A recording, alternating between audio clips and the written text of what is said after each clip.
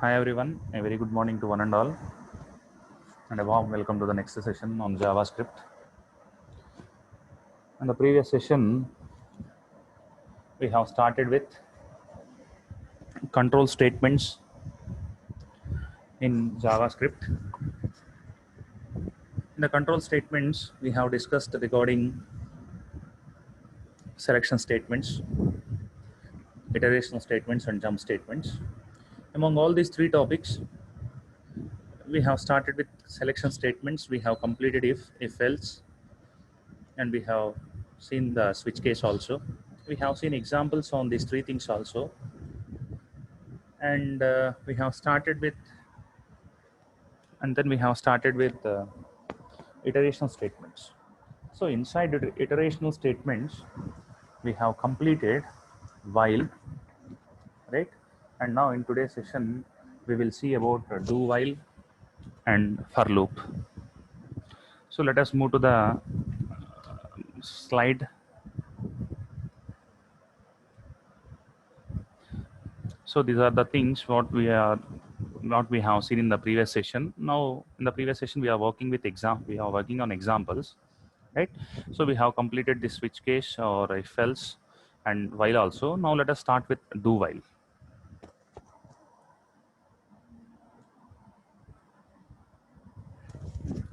So this is the program where we have ended in the previous session, right? So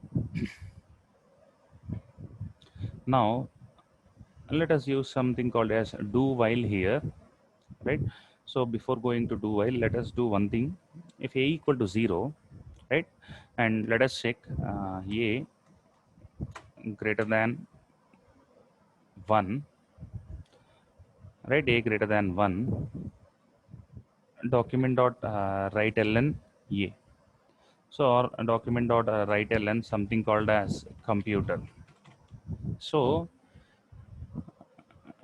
the initial value of a is 0, and it will check 0 greater than 1.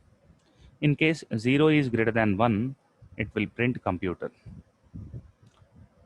In case if the 0 is not greater than 1, it will not enter into the block. So in case if the condition is true, it will execute.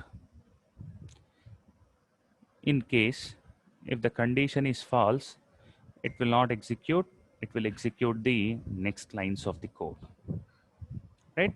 So now let us verify.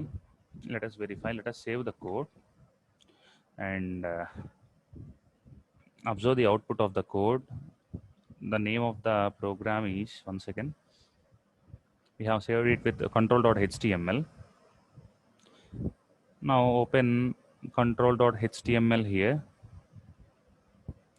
and you can observe here there is nothing has been displayed on the output of the screen because here the condition is false. 0 is not greater than 1. That's why it has not printed this one, right? So this is the thing what will happen in case of while loop. It will check the condition. Only the condition is true, then it will enter into the body of the while loop, right? So let us replace the same code with do while. So let us copy the code, right? Let us write the same code, but let us change something here. Here we are going to use b, and we are going to check b greater than 1, and inside we have a document dot write ln of computer, and let us change this one with science. So if the first loop is executed, it will print computer. If the second loop is executed, it will print science. So in do while, we never include the condition here. We include the condition after the end of the block, and we end it with a semicolon. And here, what we use is we use a keyword called as do keyword. So it is the syntax, right? It is the code which belongs to while loop, right? You can observe here, and it is the code which belongs to do while loop. Just change it with b++. It is the code which belongs to do while loop. So if while loop got executed, it will print computer. If do while got executed, it will print science. All the things are same. Here we have used a equal to 0, we have checked a greater than 1, we have incremented a++. Here we have used b equal to 0. We have checked the condition b greater than 1. We have incremented the value of b by 1. Save the code and make a refresh here. You can observe it has printed only signs, which means this particular thing got executed. Initial value of b is 0. 0 greater than 1. The condition is false. Even though the condition is false, still it has printed signs, which means irrespective of the condition, do while will got executed at least once. Do while will gets executed at least once, right? Irrespective of the condition. But in case of while, it will never execute the block if the condition is false. So here what will happen is condition checking will be done first, and then in case of the condition is true only, then we enter into the loop. In case of do while, we just execute the loop and then it will check the condition. So whatever the condition may be, this loop will execute it at least once when we use do while, right? If in case if in a program, if we want to execute the loop at least once, we can use this do while loop. Okay, now let us make use of this do while loop and let us do all the things what we have done uh, by using while loop in the previous session. Okay, so now let us start printing the numbers. If I want to print the numbers from 0 to something called as 0 to 30, I can simply use b equal to, I can simply start with b equal to 0 and I can simply end with b greater than.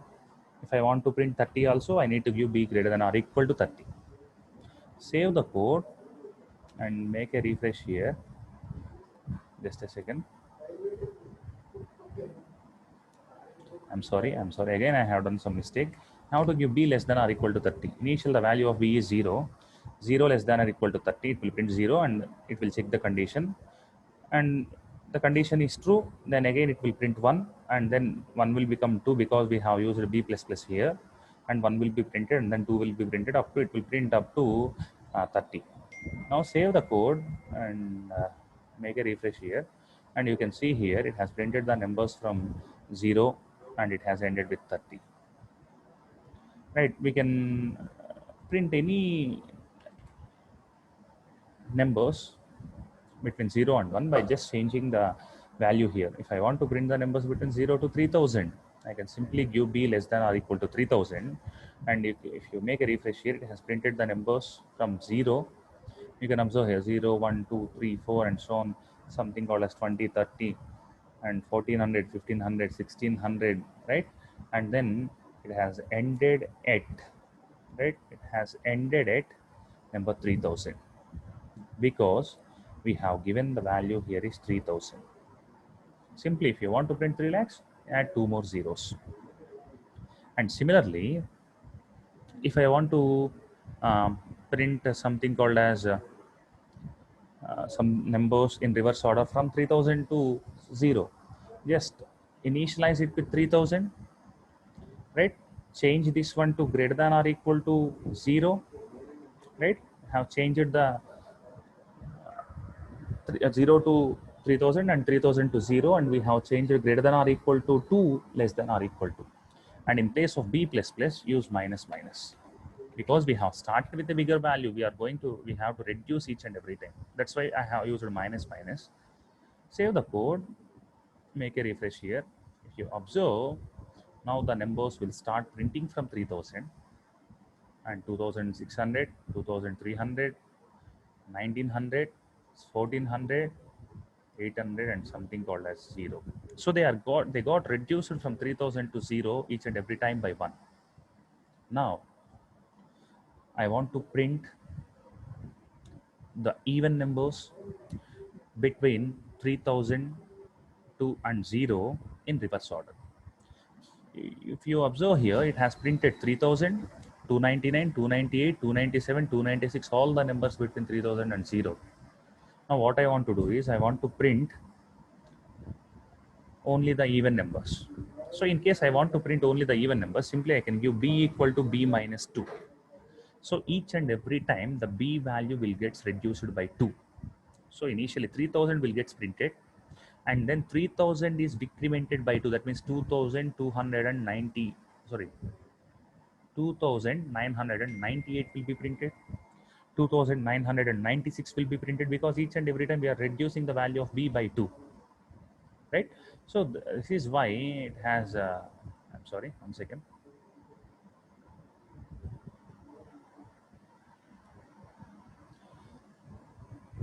This is how we can print all the even numbers, right? Now save the code, make a refresh here, and you can observe it has started with 3000, 290, 2998, 2996, 2994. If you observe any number, if you observe this number, it is an even number. If you observe this one, it is an even number. And 866, it is an even. 422, it is an even. 200, it is even. Up to it has printed 2 and 0. Right. If I want to print only the odd numbers, let us start this one with 2999. Now it will print all the odd numbers. Save the code and open the control.html. Now you can see here has started with 299, printed 2997, 2995, and so on. If you observe, it will print, it will end up with 1. So you can find here 1, 3, 5, 7, 9, 11, 13, 17, 15, 19, 17, sorry, 13, 15, 17, 19, 21, 23. All the odd numbers has been printed. Now, if I want to print the same thing in reverse order, just change the things 0, and here you can give something called as b plus 2, and here you have to give less than or equal to something called as 3000. Now it will print all the, let us start with 1. It will print all the odd numbers between 1 and 3000. Let us check here. Let us save the code and make a refresh here. Now you can observe has started with 1, 3, 5, 7, 9, 11, 13, and so on. You can take any number. 1631, it is an odd number. 1861, it is an odd number. And coming to the 2393, it is an odd number. Similarly, it will end up with 2999, which is also an odd number. 2997, 2995, all the odd numbers has been printed here. Simply by making a little change in the program, we can print all the even numbers by simply having here, instead of 1, if you have 0, save the code and make a refresh or a double click here. It will print all the even numbers 2, 4, 6, 8, 4, something called as up to 3000. So this is how this do while or while loop will behave according to the given values, according to the given conditions. It will print anything. It will execute the same line again and again and again and again, depending upon the condition what we have given in while loop or do while loop. Right. So along with this, let us use a thing called as for loop. So here, similar to while loop, for loop is also a pre-conditional checking loop. The condition is initially verified. In case the condition is true, then only it will execute the for loop. So for loop, I have taken a variable, right, whose value is 0. I am starting with 0, right? For loop will have something called as initialization, semicolon, condition checking, semicolon, increment or decrement, depending upon our need, increment or decrement. And this will be the body of the for loop.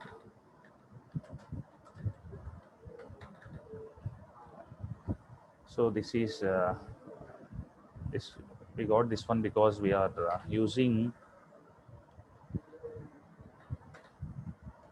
edit plus. It will add something called as braces or some other things automatically when we use the keywords of the language. So these are the four parts what you are seeing on the screen, are the four parts of the for loop: initialization, condition checking, increment or decrement, right? Now let us see how this for loop will work. See, I will give some numbering here. Initialization will be done first, condition checking will be done next, right? In case, right, in case if the condition is false, if the condition is false, right, it will not enter the for loop and it will execute the next lines of the code. In case if the condition is true, right, if the condition is true, it will execute the body of the for loop. After the execution, increment or decrement will be done. So this will be the third in case of condition is true, and this will be the fourth in case of condition is true. If the increment and decrement is done, again it will go for checking the condition. I will write once again, please follow. Initialization will be done first. Initialization will be done first. After initialization, condition checking will be done second, right? If the condition is true, right, if the condition is true, in case the condition is true, body of the for loop will get executed third. After executing the body of the for loop, increment or decrement will be done next. After increment and decrement, again condition checking will be performed. It is a cyclic process, right? In case of condition is true, it will execute body. After executing body, increment or decrement will be done here. After doing increment or decrement, again it will check the condition. Again, if the condition is true, it will execute 3, it will execute 4. Right?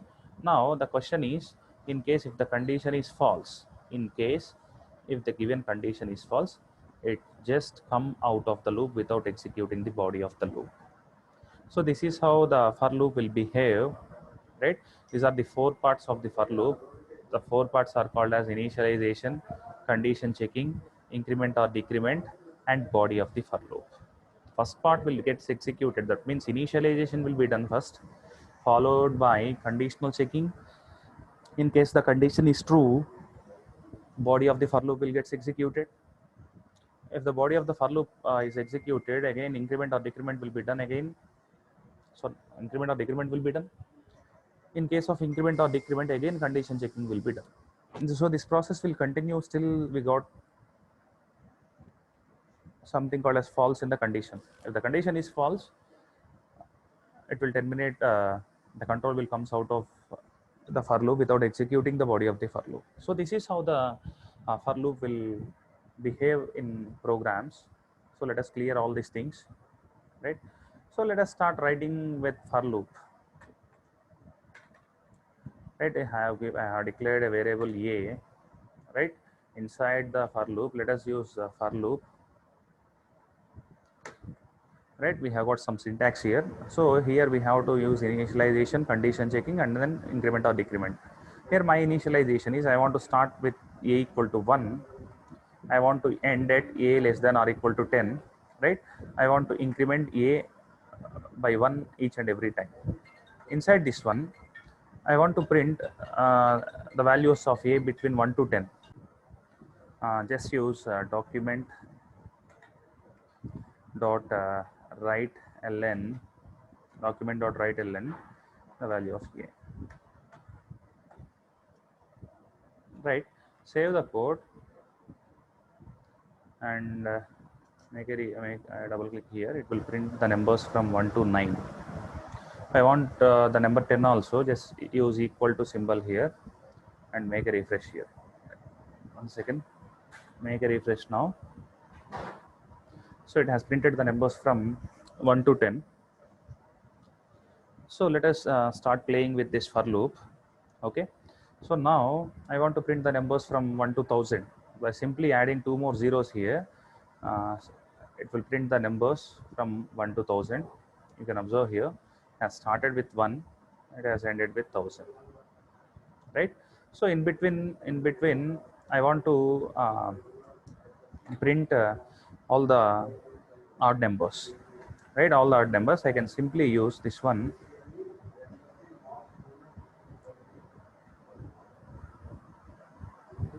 One second.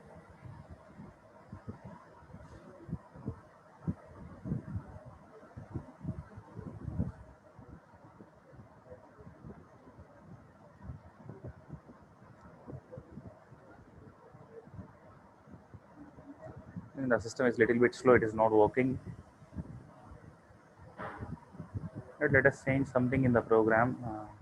Instead of loading the system, let us change this one, a less than or equal to 10. Still it is loading. I think something went wrong. So let us discuss the next thing without wasting the time. So now just use a plus plus, right? Make a refresh here and make a double click here. It will bring the numbers between 1 to 10, right? Now use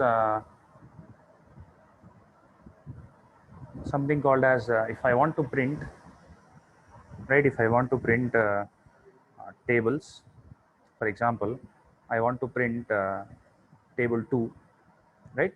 So what I can do here is, right, I can use, right, I can use 2, right? I can use something called as in between the double quotates 2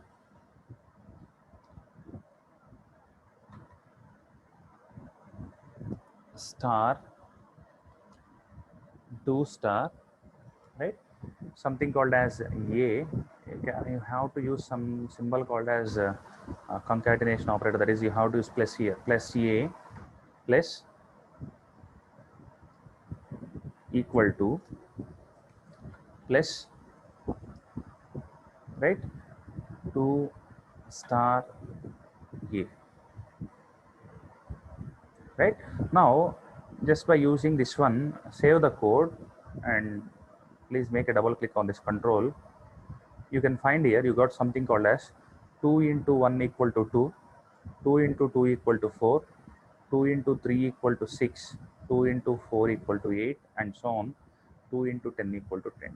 We got some table 2 here, right? Now if I want to print something called as a 10th table, I can simply changing the 2 value with 10, it will print the 10th table. So save the code, make a double click here, and you can observe has printed. Just by changing 10, and here also just change the value of 2 with 10. Save the code and now make a refresh here. You can now see 10 into 1 equal to 10, 10 into 2 equal to 20, right? 10 into 3 equal to 30, 10 into 4 equal to 40, and so 10 into 10 equal to 100. Now I can use one for loop within another for loop, right? I can use one for loop within another for loop. So the concept is called as nested for loop. So if I have something called as this one, a equal to 1, a less than or equal to 10, a plus plus, and I have one more variable here, a comma b. Now I want to write one more for loop here for b equal to 1, right? B less than or equal to 10, right? And then b plus plus. Okay. Now inside this for loop, I want to write something called as document dot write ln, right? Document dot write ln b comma document dot write ln of b, and then document dot write ln of a. I want to print both the values of a and b. And now let us see how this particular code will behave and how this code will give the output. Let us make a refresh here. If you observe the values, it has printed 1, right? It has printed 1, and then 1 2, 1 3, 14, 15, 16, 17, 18, 19, right? 19, and then has printed again 1, 1, 2, 2, 2, 3, 2, 4, 2, 5, 2, 6, 2, 7, 2, 8, 2, and so on, 9 and 10, right? So what will happen here is initial value of A is 1, and now B will iterate for 10 times or 9 times. So we will get 1, 1, 1, right? And then 1, 2, 1, 3, 1, 4. I'm sorry, we get 1, 1, 2, 1, 3, 1, 4, 1. And now the A value of A value will become 2, and again B will iterate from 1 to 10. So 2, 1, 2, 2, 2, 3, 2, 4 up to 2, 9. A value will become 3. So we can 3, 1, 3, 2, 3, 4, 3, 5, 3, 6, 3, 7. A value will become 4. 4, 1, 4, 2, 4, 3 up to 4, 9. A value will become 5. 5, 1, 5, 2, 5, 3. Similarly, right? So A value is 1, and B will iterate from 1 to 10. A value is 2, B will iterate from 1 to 10. A value is 9, B will iterate from 1 to 9, right? So this is how we can use next for loop, nested for loop. We can also use any number of for loop within another for loop. The concept is called as nested for loops. Now I think it is clear for everyone. Now let us start working with the next type of statements, which are called as break statements. I am using here while condition. I am taking the value of A as 1, A as 1, while checking A less than or equal to 10, A less than or equal to 10. I want to print document dot write ln, right? Document dot write ln A values, right? If I want to include one condition, if A equal to 5. If the value of A is 5, I want to use a statement called as break statement. So this loop will iterate from 1 to 10. It's not a problem. But in case if the value of A is 5, we are executing this break statement. So when we execute this break statement, we will come out of this loop and we will never enter the same loop again. So now save the code and observe the output here. Here it is loading. I will open it again here. I think the system is a bit slow. That's why it is again loading.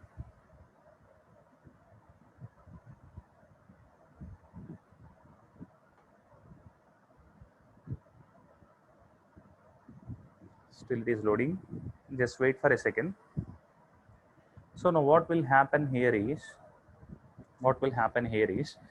we start with 1 less than or equal to 10. The condition is true, right? The condition is true.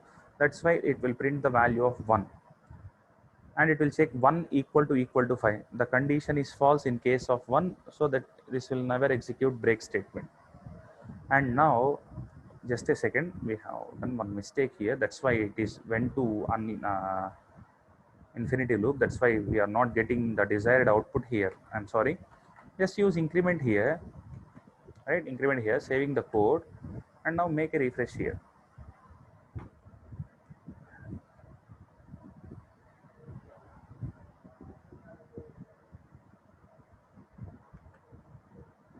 Make a refresh here. Sorry, double click on control.html. Right. If you observe, it has printed the numbers from 1 to 5. That is 1, 2, 3, 4, 5 are printed on the output screen. So the loop is iterating from 10, but still we got the numbers up to 5 only, because we have taken A equal to 5. We have executed the break statement. So when the value of A became 5, we have used the break statement. That's why the control came out of the loop without executing iteration number 6, 7, 8, 9, and 10. So this is how break statement will behave. Whenever we want to terminate a particular loop, we can use the break statement, and that break statement will bring the control of the program out of that particular loop. And let us see what will happen in case if we use the continue statement here, right? So as I said earlier, continue will skip the current iteration. So in case a equal to 5, right? Let us use this continue statement before document.write element. It will work good now. In case of a equal to 5, in case of a equal to 5, it will skip the current iteration. It will skip the current iteration and it will again execute something. So now what I want to do is I just want to keep this a plus plus, right? I just want to keep this a plus plus here. Okay, so now let us see what will happen. Saving the code, making a refresh here. If you observe, uh, it has started printing from 2, 3, 4, and if you observe, the value 5 has been missed in this one. 5 was not printed. 5 was not printed here because we have used a equal to 5. We have continue in the sense, for if a equal to 5, it will not get executed and it will again check the condition. So that's why the value of 5 has not been printed on the output screen. So the continue statement, as we said earlier, continue statement will skip the current iteration, where the break statement, if in such case, if we use the break statement here, it will not print the remaining numbers after 5. So it has printed only 2, 3, 4. In such program, if we replace it with continue, I'm sorry, if we replace it with continue, it will skip the value of 5. 1 second, I have not saved the code, that's why we got the same output. It has skipped the value 5 and it has printed all the remaining numbers between 2 and 11, right? So this is how break and continue will behave in any of the programming languages other than JavaScript.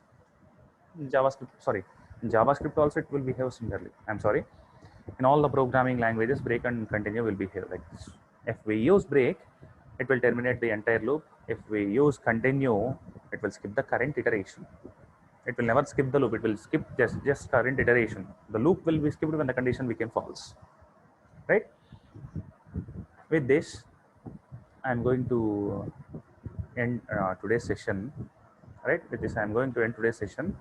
Right, in today's session we have covered all these topics, not all these topics. Some of the topics have been covered in the previous session with examples, and in today's session we have started with while, a small demonstration on while, and then we have covered the do while, an example program on do while, and for loop syntax explanation, way of execute, the way how the control will execute the for loop is explained today, along with an example on for loop. We have seen how we can generate tables by using for loop. We have covered the nested for loops, and we have seen how the break statement is used in the programs and how break statement will behave in a program. And then we have seen continue statement in JavaScript, right? So I hope you all enjoyed today's session, and if you have any doubts regarding today's session, you can just make a comment. Right, the things which we have seen in today's session are already covered in all the programming languages. As I said in the previous session, the last 2 sessions or the last 3 sessions may be a little bit boring. Even though they are boring, I have to cover because they are included in the syllabus. I need to cover all the things, right? So I really thank each and every listener of this video for being here for the last 35 minutes. Right, hope you all enjoy the session, and in the next session we will meet the topic of arrays in JavaScript. We all know arrays is a collection of similar data types or collection of homogeneous elements. We have seen the initialization of arrays, declaration of arrays, working with arrays, printing the elements in an array, inserting the elements into an array, addition of two array elements, two arrays, for addition of two arrays, multiplication of matrices, addition of matrices, all those things are carried by using the concept of arrays. We have seen the addition of two matrices, multiplication of two matrices program in C language. We have seen both the programs in C++. We have covered them in Python. We have seen in Java language, and now it's time to see in JavaScript. The syntax and semantic, the syntax is almost the same in Java programming language. So in Java, we have to create an array by using the new keyword. Here also we have to follow the same syntax. The procedure is almost all common to see Java programming language, right? So we will meet in the next session with the topic called as arrays in JavaScript, right? Until then, I am closing this session.